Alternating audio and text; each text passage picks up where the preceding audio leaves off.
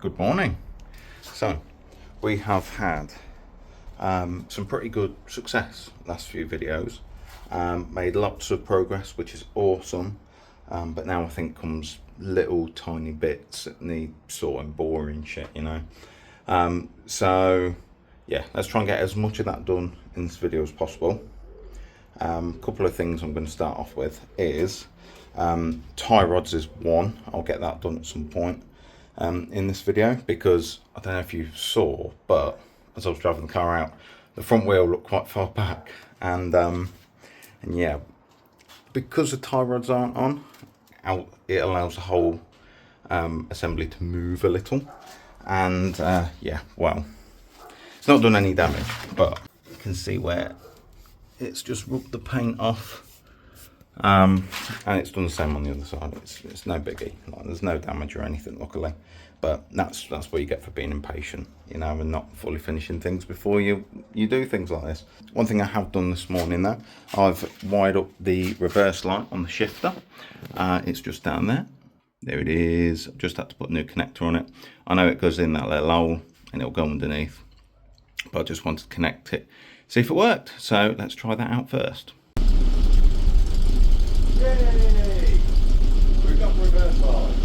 Awesome. I know there's only one bulb in. I can't remember which one it is, but yeah. Sweet. Awesome. Reverse lights work. Just need to put the bulb in the other one and we should be all good. But as I was walking down the side of my house, I just saw this. It's a brake pad. We may have forgot to return the pin, put the pins in the caliper when it was having that issue where the piston wouldn't come out. Yeah, that's no good at all, is it?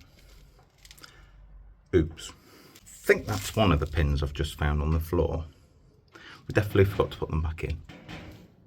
But let's try and sort that now. Well, there we go. It's all back in. New split pins in as well. I will just have to bleed the brakes. Well, this front brake particularly, because I had to take the caliper off and we did lose a bit of fluid inside the caliper and out the line. So yeah, but it did push back in. But yeah, all good in the hood. But yeah, it makes sense why when I pressed the brakes, when I drove it out the garage, nothing happened. And then I pumped the brakes a couple of times when I drove it back in. I was like, why isn't there brakes? And then the pedal firmed up and I was like, oh, brilliant, okay. Cool, might just have a bit of air in the system. Did not expect to see a brake pad just outside. That was interesting, but it's sorted. I'm gonna have a coffee and see what else we fancy doing. Okay, I've had my cup of coffee and sat down for about 3 hours. So we're gonna do something else at least today. I'm thinking of potentially getting the fuel tank sort of fitted up, just so I can find where to weld this little bracket that I bought on. It's got to go somewhere sort of here, but I'm not 100% sure where. So I have bolted in the tank strap at the top, and I'm going to put the fuel tank in, see where it sits, and we'll go from there, and then we'll weld that on. So that is my bracket that I need to weld on the floor. I've put the tank strap round, and that's as far as it goes round. So I don't know if that's right, or if, you know, that bracket is meant to be sort of behind the fuel tank and it wraps round to the back of the fuel tank, you know what I mean? So it should end, you know, past that point there, so it should go all the way around the fuel tank. So I've either got to chop that up, or there's something wrong with this fuel tank strap, because it's either not reaching around far enough to go sort of behind there in this gap here, or that's just absolutely way too big, which it kind of looks like it is. It looks way too tall, but we shall see. Research needs to be done. So I have effectively massacred the bracket that I bought to even have a chance of fitting like where the tank strap reaches. It just doesn't seem right to me for it to be in front of the fuel tank. Surely it needs to be behind, but the tank strap doesn't seem long enough, because I'll show you where I've sort of marked it all out, like where the tank strap reaches and stuff. So that blue mark there is where the tank strap comes to. And I mean, you can see how much I've had to cut off just to make it fit and like get in this gap. So yeah, that I'm not very sure about that. I don't think that's right, and I think I've just cut a bracket for no reason. But something's got to be wrong here. I've even took a little edge out the fuel tank there so it can clear that, and that, it's a bit dark, but that is as far as it will go, as a tank strap will go. It will not go any further than that. And I'm just thinking that fuel tank will not come out with that bracket there. I don't know, man. So while I will leave the fuel tank for a bit, because that could literally be the last thing we do, so it's not that much of a major thing. One thing I did notice though is I have accidentally trapped my speedo cable when I put the manifold on. Instead of it running sort of like across the top and down, it's actually trapped behind the exhaust manifold. I'll show you now.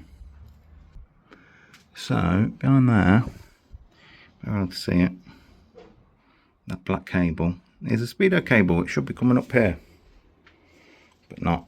It's underneath there. Very hot, even though it's heat wrapped.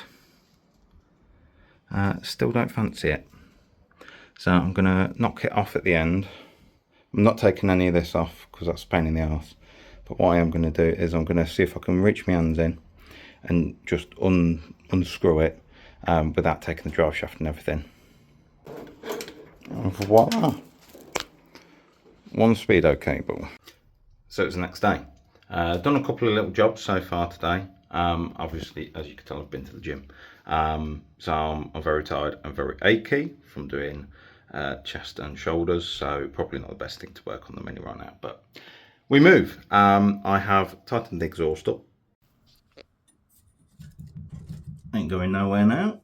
I've also just popped the fuel line through the hole where it will meet the fuel tank eventually. Oh, and I've just fell over. But what I'm doing at the minute, I'm just having a look. I found me tie rods, tie rod ends for the subframe to the lower arm, and need to fit them to stop everything moving around so much if I want to drive it again and stuff like that. So I've got that. I've got some polyurethane bushes. I bought a kit ages ago, so I'm finally getting to put them on. I'm just trying to find the washers and the nuts and stuff in my little box of rusty, shitty nuts and bolts that I've since replaced on the car, but I haven't got any other ones that will fit at the minute, so the old ones will have to do, but I will be getting like a set of adjustable ones at some point. So yeah, let's see if we can find everything we need. Okay, so I've kind of got it on there. Obviously it'll need tightening up. I can't find the bolts for it at the minute, and I definitely need the washer kit for it. So I could get them off for like £6 off eBay, so I think I'm just going to do that before I start trying to tighten things up. But there we go. Oh, I nearly fell again. Jesus, what's wrong with me? Okay guys, I've got to come clean about something. So a few months ago I fitted my CAD quick shifter. Feels great, looks great, awesome. I couldn't get one of the bolts in there, one of the self tappers that taps into the actual side of the shifter on the right hand side, the driver's side. And I was like, nah, I'll do it later. I'll just get it on, get it fitted, get the video out. Happy days. But yeah, I didn't realise how hard it would actually be to then get the bolt in. So what I've had to do is undo a lot of stuff to then get the shifter out, to then get the bolt in, to then put everything back together. So I'll show you what I've had to do. Carb is off, fold is off / loose. Exhaust is all had to come off, even though I'd literally just tightened that fucker up. Then obviously I had to drop this slot down, take it out, took it all out, really forced the self tapper to actually go in, because yeah, it was just not playing ball. But it's in now. Look, oh, it's in. You got one bolt in that side now, the other bolt in that side. So happy days. Just chucking it all together. The reason why I'm showing you is I want this as a reminder for myself to slow down a bit, take it easy, because I think I get carried away with things anyway, and obviously with not putting the tie rods on and shit like that, you know. I just need to slow down and just do things like properly. Like, I'm not cutting corners, I'm just excited to get stuff done. And yeah, I think it gets the better of me sometimes. But yeah, this is a reminder. Do it right the first time, you're all right. You don't have to then take half your car apart to do one bolt. That's one freaking bolt. But yeah, shit happens, life goes on. But yeah, let's get it all back together. I'm going to turn it over, make sure it runs as nice as it did before. And I think we're good to go. Good to go and do something else. Okay, she is all back together. Hopefully everything should be nice and tight now, and we're going to start her up, see if she makes noise. I've not put the back box or the exhaust on yet, the centre section. It's literally just a manifold, so it's probably going to be a bit loud. I'm just about to try and start it. Oh, okay. It's not got the exhaust on properly, it's only got the manifold, so it might be a bit loud. Oh, okay. But I just want to make sure that I've done everything I need to.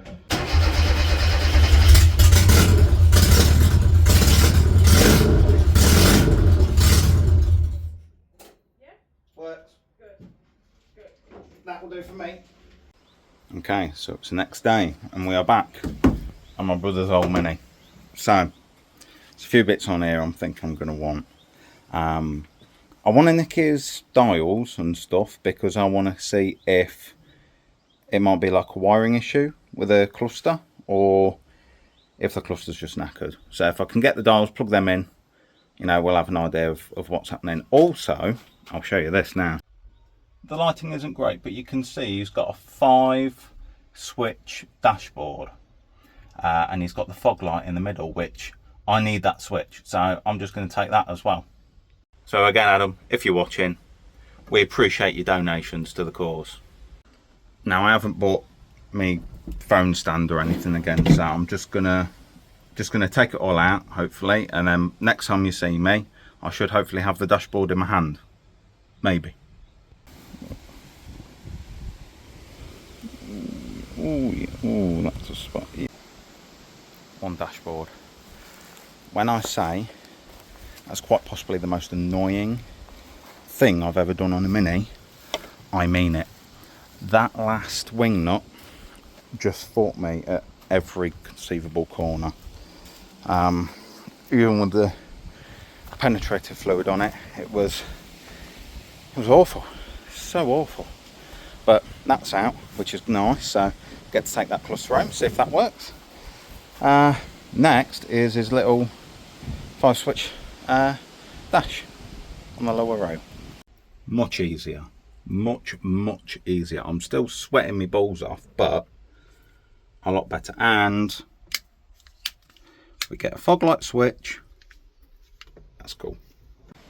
So yeah, not a bad early afternoon's work. So I'm going to take the dials out of the dashboard for now. I'm going to plug them in just to see if they work. Hopefully they do, and then I can go about potentially recovering this dashboard, taking the dash door off and blanking that off, and then putting the switches on. So let's go see if they work.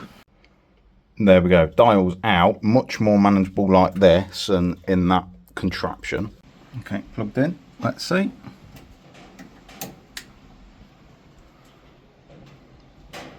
Doesn't look like it. Okay, so I've just tested the fuse box to see if there's any power to the fuse. Now, sorry, the door's a bit rattly, it's a bit windy today. Fuse that controls the dash lights is the 4th one at the bottom. They've all got power apart from that one. Okay, so it helps if you plug the actual connector into the back of the dash, but now it is showing voltage, which is good, I suppose, but the lights still aren't working on the back of the dash, which is not good. Okay, so I've about killed the battery now, but some of them, a couple of these were reading like 0.3 volts, but some of them were reading 8 to 10, which is a good sign. Only ones that showed nothing were this black one here and this white one here. They both showed nothing, so maybe it's something to do with that. But in other news, I have fitted the 5-switch dash panel. Everything works, everything's lovely, so happy days with that. At least that's some good news. So with that, I'm going to have a think about it. And I know it's another video that involves electrics, but we're so close to finish it. I think this is literally the last bit of electrics really that I need to do. I just need to make this work, make this light up, then the electrics are done so far as I'm aware. This is our last obstacle, so once we get this done, we're all good. So I think I'm going to leave this video here for now. If anyone has any suggestions about what it could be, please drop a comment down below. You know, I'll read it and I'll have a look at whatever you say. There could be both be duff, I don't know. But yeah, I mean, there's power going to the cables, but there's got to be something stopping them, surely, but I'm not sure what. But yeah, anyway, I'll ramble on at the end of these things. So yeah, leave a like, comment down below if you know what it could possibly be. I'm going to ask my father-in-law as well to see if he knows. But yes, shall catch you in the next one.